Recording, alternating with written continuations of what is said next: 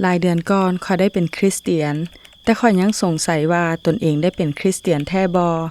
เพราะการตัดสินใจรับเชื่อในครั้งนี้บ่ได้ช่วยข้อยแก้ไขปัญหาใดๆเลยความจริงแล้วปัญหายิ่งเพิ่มหลายขึ้นอีกการเชื่อในความจริงของพระคริสต์บ่ควรช่วยแก้ไขปัญหาให้มนุษย์บ่แม่นแล้วการเชื่อพระเจ้าสามารถแก้ไขปัญหาของมนุษย์ได้แท้แต่อาจบ่เป็นตามวิธีที่เจ้าคาดคิดไว้ทั้งหมดความเชื่อที่แก้ไขปัญหาชีวิตบ่ได้นำเจ้าหนีจากโลกนี้บ่ได้ช่วยใช้หนี้แทนเจ้าบ่ได้รักษาทุกพยานให้ดี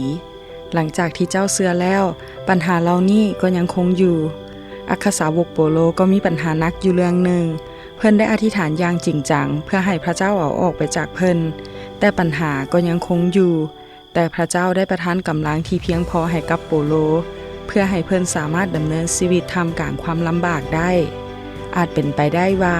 นี่เป็นทางที่เจ้าควรไปใน2โครินโธบท12ข้อ9พระเจ้าตอบโปโลว่าพระคุณของเฮาก็มีพอแล้วสำหรับเจ้าด้วยว่าเมื่อใดที่เจ้าอ่อนแรงเมื่อนั้นฤทธิ์อำนาจของเฮาก็สำแดงออกอย่างล้นเหลือการเชื่อวางใจในพระเยซูคริสต์เจ้าอย่างแท้จริงสามารถแก้ไขปัญหาบางอย่างได้อย่างสมบูรณ์และเด็ดขาดโดยเฉพาะปัญหาเรื่องความบาป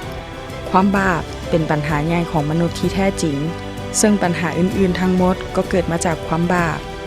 ความพ้นต่างจากยาแอสไพรินที่เพียงแต่ช่วยบรรเทาหรือลดผ่อนอาการเจ็บปวดได้ชั่วคราวแต่เป็นการแก้ไขถึงรากของปัญหาสามารถเปลี่ยนเจ้าให้กลายเป็นคนใหม่ได้2โครินโธบท5ข้อ21ทรงกล่าวว่าเพราะว่าพระเจ้าได้ทรงกระทำให้พระคริสต์ผู้ทรงบ่มีความผิดบาปนั้นได้เข้าส่วนกับความผิดบาปของพวกเฮา